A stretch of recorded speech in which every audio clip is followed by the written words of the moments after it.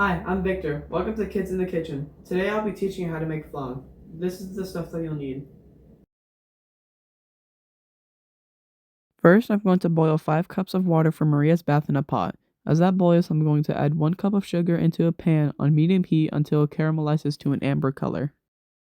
After that, I'll spray a light amount of nonstick spray to the cake pan and then stir it evenly around the bowl.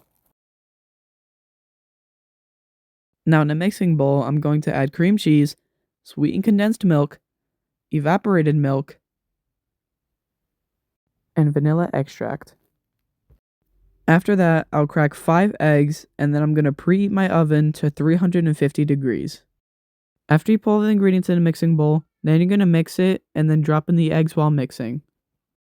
After you mix it, you're going to pour it into the cake pan. Then you're going to add an aluminum foil lid on top of it. Next, you're going to place it on a baking dish. After that, you're going to pour boiling water for Maria's bath. After that, you're going to put it inside the oven and let it bake. Make sure to set a timer for an hour. After it's done, take it out of the oven. After that, you're going to take the flan out of Maria's bath. Then you're going to let it settle for 2 hours.